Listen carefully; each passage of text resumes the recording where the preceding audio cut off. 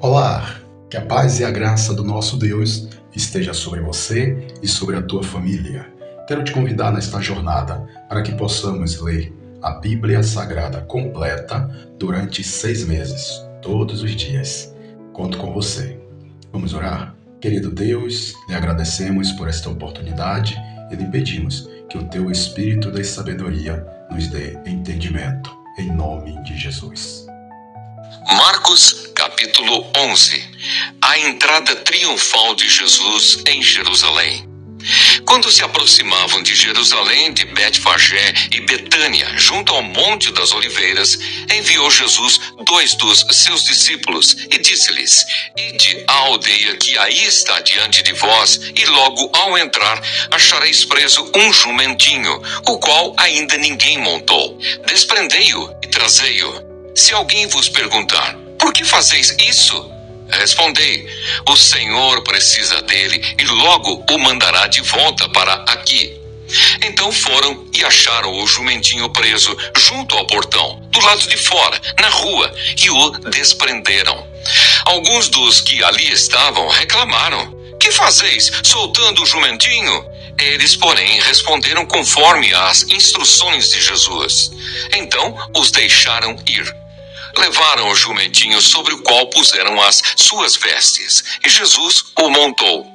E muitos estendiam as suas vestes no caminho, e outros ramos que haviam cortado dos campos. Tanto os que iam adiante dele, como os que vinham depois, clamavam: Hosana, bendito o que vem em nome do Senhor. Bendito o reino que vem, o reino de Davi, nosso pai. Hosana nas maiores alturas. E quando entrou em Jerusalém no templo, tendo observado tudo, como fosse já tarde, saiu para Betânia com os 12. A figueira sem fruto. No dia seguinte, quando saíram de Betânia, teve fome. E vendo de longe uma figueira com folhas, foi ver se nela, porventura, acharia alguma coisa. Aproximando-se dela, nada achou, senão folhas, porque não era tempo de figos. Então lhe disse Jesus: nunca jamais coma alguém fruto de ti. E seus discípulos ouviram isto. A purificação do templo. E foram para Jerusalém. Entrando ele no templo, passou a expulsar os que ali vendiam e compravam. Derribou as mesas dos cambistas e as cadeiras dos que vendiam pombas. Não permitia que alguém conduzisse qualquer utensílio pelo templo. Também os ensinava e dizia: não está escrito: a minha casa será chamada casa de oração para todas as nações? Vós, porém, a tendes transformado em covil de salteadores. E os principais sacerdotes e escribas ouviam estas coisas e procuravam um modo de lhe tirar a vida, pois o temiam, porque toda a multidão se maravilhava de sua doutrina. Em vindo à tarde, saíram da cidade. O poder da fé. E passando eles pela manhã, viram que a figueira secara desde a raiz. Então Pedro, lembrando-se, falou: Mestre, eis que a figueira que amaldiçoaste secou. Ao que Jesus lhes disse: Tende fé em Deus, porque em verdade vos afirmo que, se alguém disser a este monte, ergue-te e lança-te no mar, e não duvidar no seu coração, mas crer que se fará o que diz, assim será com ele. Por isso vos digo que tudo quanto em oração pedirdes, crede que recebestes, e será assim convosco. E quando estiverdes orando, se tendes alguma coisa contra alguém, perdoai, para que vosso Pai Celestial vos perdoe as vossas ofensas. Mas, se não perdoardes, também vosso Pai Celestial não vos perdoará as vossas ofensas. A autoridade de Jesus e o batismo de João. Então regressaram para Jerusalém. E andando ele pelo templo, vieram ao seu encontro os principais sacerdotes, os escribas e os anciãos, e lhe perguntaram: com que autoridade fazes estas coisas? Ou quem te deu tal autoridade para as fazeres? Jesus lhes respondeu: Eu vos farei uma pergunta. Respondei-me e eu vos direi com que autoridade faço estas coisas. O batismo de João era do céu ou dos homens? Respondei. E eles discorriam entre si. Se dissermos do céu, dirá: então por que não acreditastes nele? Se porém dissermos dos homens, é de temer o povo, porque todos consideravam a João como profeta. Então responderam a Jesus: não sabemos. E Jesus, por sua vez, lhes disse: nem eu tampouco vos digo com que autoridade faço estas coisas. Marcos, capítulo 12. A parábola dos lavradores maus. Depois entrou Jesus a falar-lhes por parábola.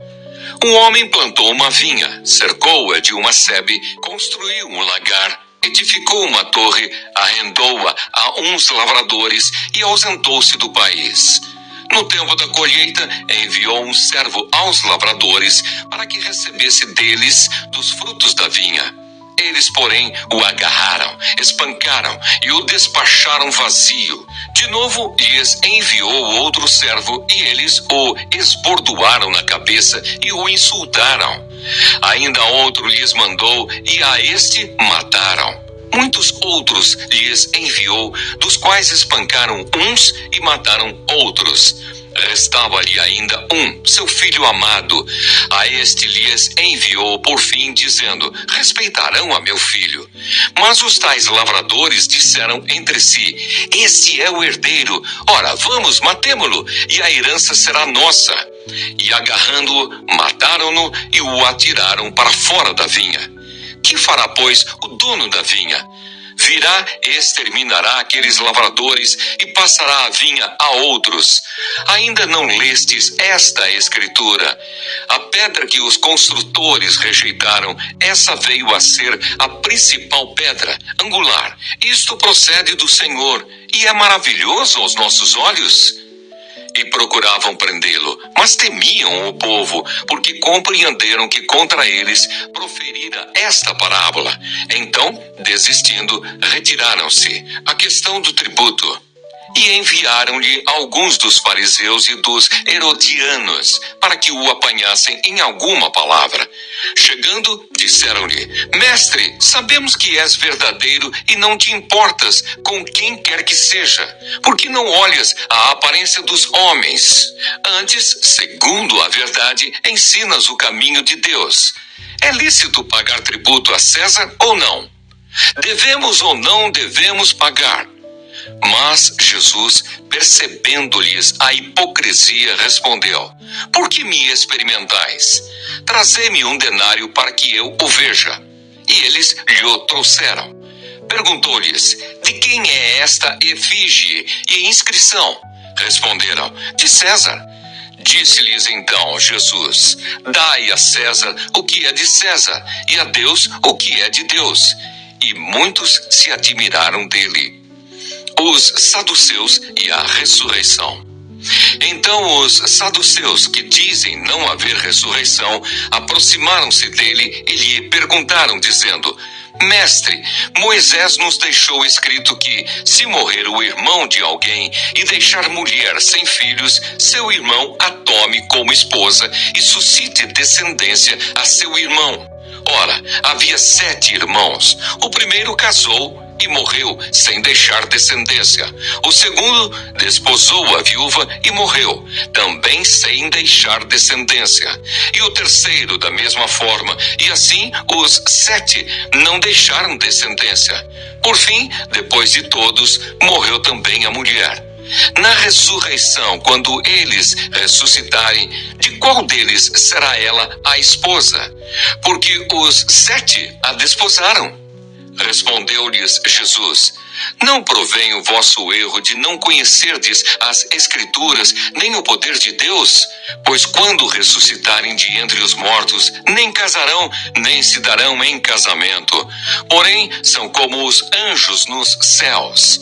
Quanto à ressurreição dos mortos, não tendes lido no livro de Moisés, no trecho referente à sarça, como Deus lhe falou: Eu sou o Deus de Abraão, o Deus de Isaque e o Deus de Jacó?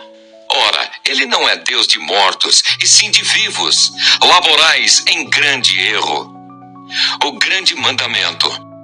Chegando um dos escribas, tendo ouvido a discussão entre eles, vendo como Jesus lhes houvera respondido bem, perguntou-lhe: qual é o principal de todos os mandamentos? Respondeu Jesus: o principal é: ouve, ó Israel, o Senhor, nosso Deus, é o único Senhor.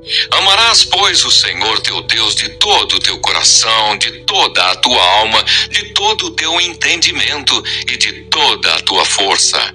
O segundo é: amarás o teu próximo como a ti mesmo. Não há outro mandamento maior do que estes.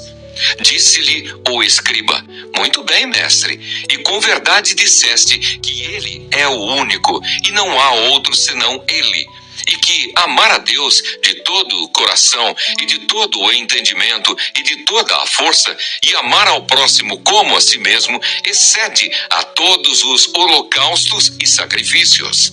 Vendo Jesus que ele havia respondido sabiamente, declarou-lhe: não estás longe do reino de Deus. E já ninguém mais ousava interrogá-lo.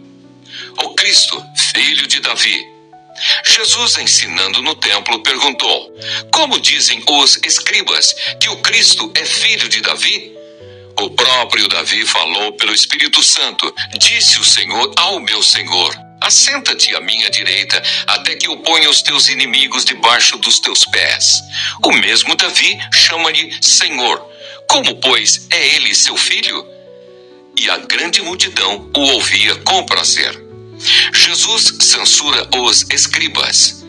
E ao ensinar, dizia a ele: guardai-vos dos escribas, que gostam de andar com vestes talares e das saudações nas praças, e das primeiras cadeiras nas sinagogas, e dos primeiros lugares nos banquetes, os quais devoram as casas das viúvas, e para o justificar fazem longas orações. Estes sofrerão juízo muito mais severo. A oferta da viúva pobre. Assentado diante do gasofilácio, observava Jesus como o povo lançava ali o dinheiro. Ora, muitos ricos depositavam grandes quantias. Vindo, porém, uma viúva pobre, depositou 2 pequenas moedas correspondentes a 1 quadrante. E chamando os seus discípulos, disse-lhes: em verdade vos digo que esta viúva pobre depositou no gasofilácio mais do que o fizeram todos os ofertantes, porque todos eles ofertaram do que lhes sobrava. Ela, porém, da sua pobreza, deu tudo quanto possuía, todo o seu sustento. Jó, capítulo 20. Zofar descreve as calamidades dos perversos. Então respondeu Zofar, o Naamatita: visto que os meus pensamentos me impõem resposta, eu me apresso. Eu ouvi a repreensão que me envergonha, mas o meu espírito me obriga a responder segundo o meu entendimento. Porventura, não sabes tu que desde todos os tempos, desde que o homem foi posto sobre a terra, o júbilo dos perversos é breve e a alegria dos ímpios momentânea? Ainda que a sua presunção remonte aos céus e a sua cabeça atinja as nuvens, como o seu próprio esterco apodrecerá para sempre. E os que o conheceram dirão: onde está? Voará como um sonho e não será achado. Será afugentado como uma visão da noite. Os olhos que o viram jamais o verão, e o seu lugar não o verá outra vez. Os seus filhos procurarão aplacar aos pobres, e as suas mãos lhes restaurarão os seus bens. Ainda que os seus ossos estejam cheios do vigor da sua juventude, esse vigor se deitará com ele no pó. Ainda que o mal lhe seja doce na boca, e ele o esconda debaixo da língua, e o saboreie, e o não deixe, antes o retenha no seu paladar, contudo, a sua comida se transformará nas suas entranhas. fel de áspides será no seu interior. Engoliu riquezas, mas vomitá-las-á. Do seu ventre Deus as lançará. Veneno de áspides sorveu, língua de víbora o matará. Não se deliciará com a vista dos ribeiros e dos rios transbordantes de mel e de leite. Devolverá o fruto do seu trabalho e não o engolirá. Do lucro de sua barganha não tirará prazer nenhum. Oprimiu e desamparou os pobres, roubou casas que não edificou. Por não haver limites à sua cobiça, não chegará a salvar as coisas por ele desejadas. Nada escapou à sua cobiça insaciável, pelo que a sua prosperidade não durará. Na plenitude da sua abastança, ver-se-á angustiado, toda a força da miséria virá sobre ele. Para encher a sua barriga, Deus mandará sobre ele o furor da sua ira, que por alimento mandará chover sobre ele. Se fugir das armas de ferro, o arco de bronze o traspassará. Ele arranca das suas costas a flecha, e esta vem resplandecente do seu fel. E haverá assombro sobre ele. Todas as calamidades serão reservadas contra os seus tesouros. Fogo não assoprado o consumirá. Fogo que se apacentará do que ficar na sua tenda. Os céus lhe manifestarão a sua iniquidade e a terra se levantará contra ele. As riquezas de sua casa serão transportadas, como água serão derramadas no dia da ira de Deus. Tal é, da parte de Deus, a sorte do homem perverso, tal a herança decretada por Deus. Que bom que você ficou até o final. Vamos orar? Querido Deus, nós te agradecemos por esta palavra lida. Que o Senhor aplique aos nossos corações. Olha, antes de sair, se você ainda não se inscreveu, se inscreve no nosso canal. Compartilha, deixa um like, deixa um comentário, pedido de oração. Ok? Amanhã nós retornaremos em nome de Jesus. Fiquem com Deus.